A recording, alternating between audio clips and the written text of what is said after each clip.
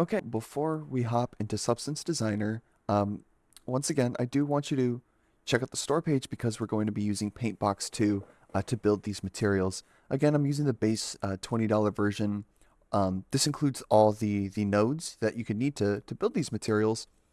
It's just that they don't include the crazy source files that honestly aren't entirely necessary for this course. So we could take a little peek at what kinds of materials they're suited for. They're basically um, pretty ready to go when it comes to Ghibli-esque materials, and I feel like that's a really popular and growing style. And so I put a lot of effort into adding tools over time to make that process easier.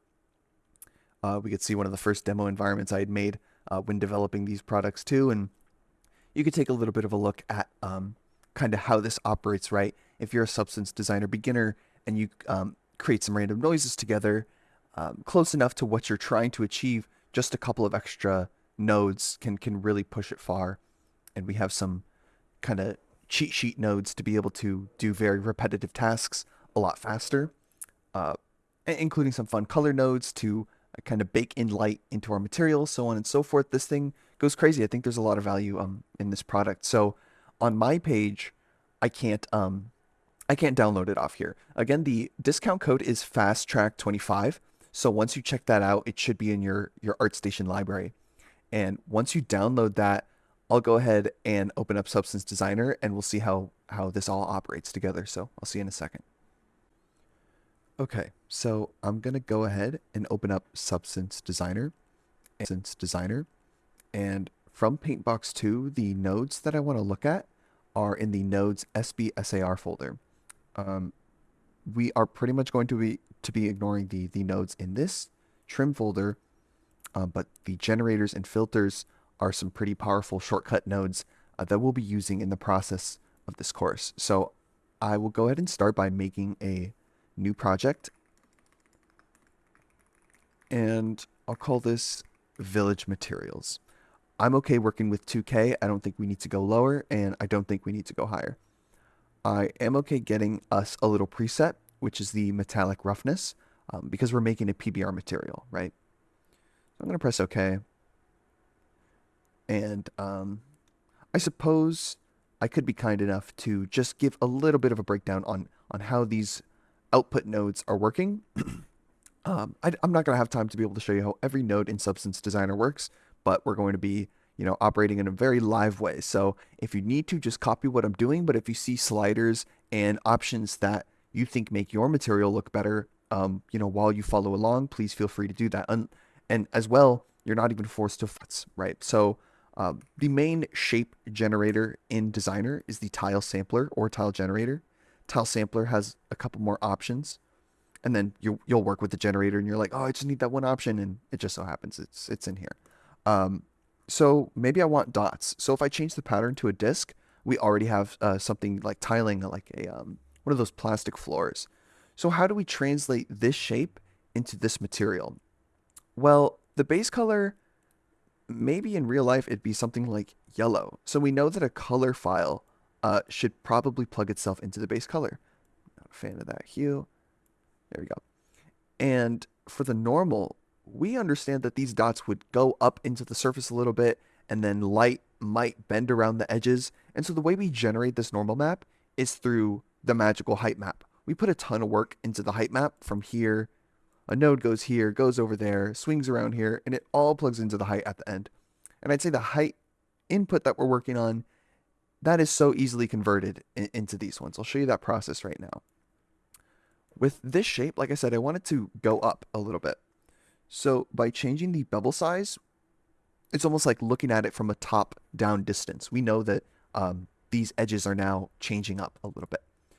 With that in mind, maybe I can change the scale of these discs, and then I'll just plug it directly into the height.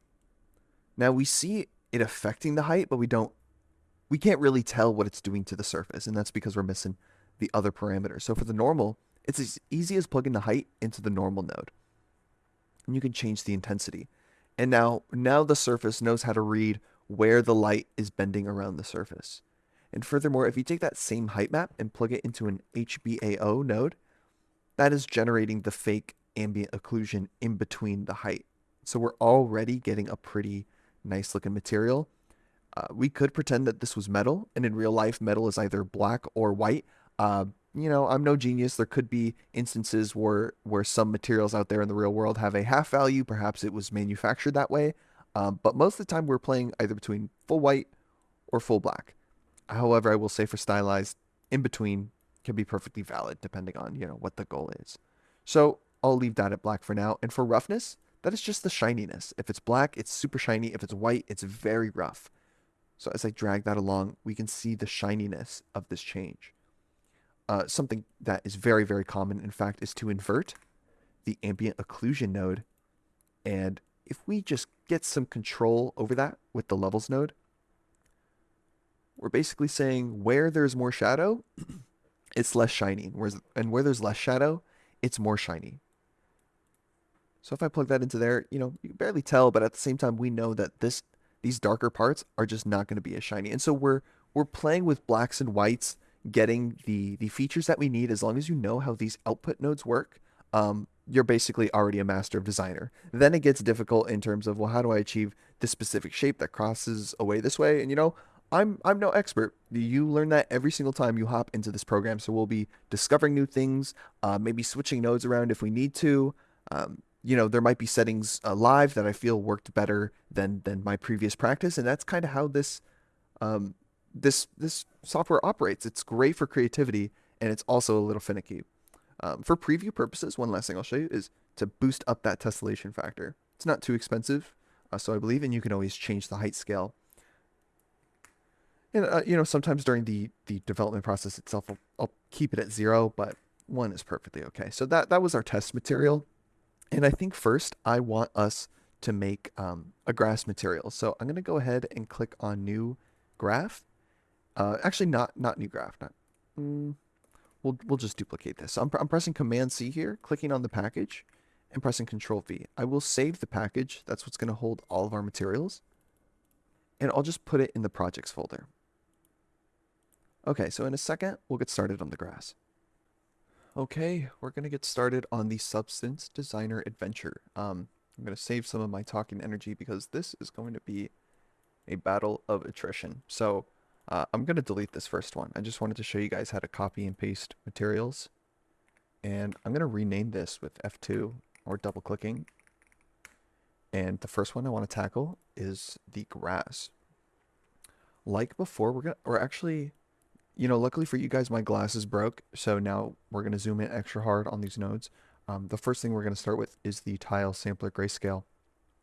So, in theory, this will be able to duplicate patterns across our, material in many more ways than just this very manufactured looking pattern. And that's because we have a ton of different sliders that can really take this from, pattern to noise, including brick walls, including tiling rocks, including grass, pretty much everything that you need to get started with a material. So the tile sampler grayscale is very powerful. I'm going to make a grass blade shape, and I'm going to start that with the shape node. Bring the scale down a little bit. What I'd like to do is start moving this around with a transform. And to see what that's doing, I'm going to plug that into a mirror grayscale as well. So if I start moving this around, maybe we can get a thinner shape. And if I go to the tiling mode, I can select absolute and no tiling, and we have just the mirror. So I can scale this up with the transformation 2D node. And now we have a base grass blade shape, and I'm going to start creating variations of this with the directional warp node. And we'll do that twice. So we'll get a new shape now. I'm just pressing this, Control C, Control V. I prefer that rather than, looking up the shape again. And I'm going to change it to something with some gradient value in it. If I plug that into the input, we can see that this black and white is forcing it to start to warp. We can use a transformation 2D node on the shape. And we can move it around a little bit. I think I'm going to want smoother shapes, so I'm actually not going to move it much and maybe just change the scale. or the warp value. I'm a fan of changing the warp angle to something like 62 degrees. I'll just try, we'll use the same one for this. And just change the warp angle again.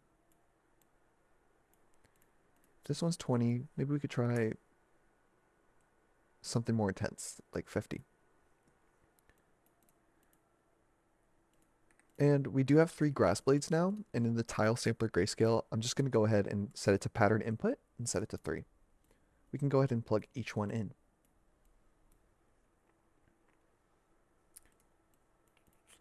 So if I go to our tile sampler grayscale, we can see that we do have the base shapes going on, but in order for them to blend together correctly, they're going to need different black and white values. And so for each one of these, I'm going to take a blend node.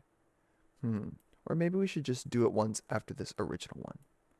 We can hold shift to move the inputs and outputs. We're going to plug this into here and reconnect all of these nodes. And I think I'll just take a gradient. Let's find gradient 1.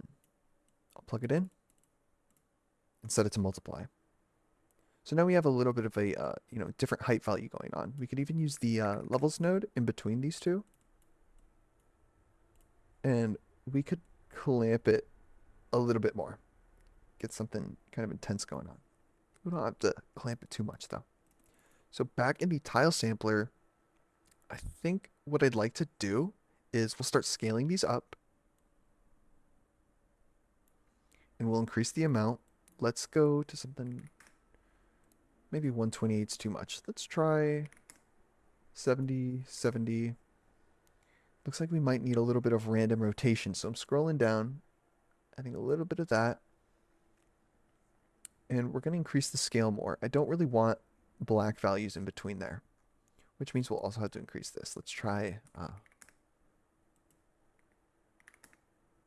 Yeah, these thinner blades are working, so I'm increasing the X amount compared to the Y amount. And now we're going to take one of the first custom Paintbox nodes. So if you have the nodes SBSAR folder, we're just going to go ahead and go to generators. And I'm going to get the brush. I'm keeping this folder in a different window. And it's probably advised not to move these materials in your folder until you're done. That way you know how everything is being referenced with this add-on. So this is like a pretty complex tile sampler node that comes with a bunch of presets to help get us some very interesting painterly noises. It does include a couple presets. There's a lot of settings in here while also trying not to go too overboard to allow for a lot of fun different shapes without needing to plug 100 things into each other, which if you open up the SBSAR, the SBS file, you'll see how this operates in the Pro version. But I want to plug this into both the color and the rotation. And I do want to change up this pattern a bit. Let's see if I could find a preset that's a little bit noisier. And I think I'm looking for something like that. So I'm increasing the position. I might keep the contrast somewhere around there. And I'll use the slope subtract to get a more interesting shape out of these brush strokes. So with that plugged into those two inputs, now I'm going to go to the rotation map multiplier. And we can see now that the grass is moving in a similar way to what the white values of this is. So if I increase the white values with that position node, we'll see that do something. And the contrast is also changing how these are affected. And I'll also apply this to the color map multiplier. And we're giving it a little bit of depth. Let's see what color random does for us. Okay, we don't need to turn it up all the way. If we do, actually, why don't we boost both up and see what it gives us? Yeah, we're going to have to find a mix between the two. I think that looks pretty good.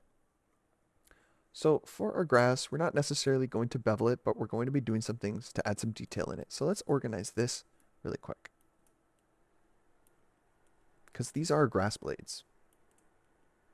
And I'll delete this for now. So when I select everything and click add frame, I'll call this the grass pattern.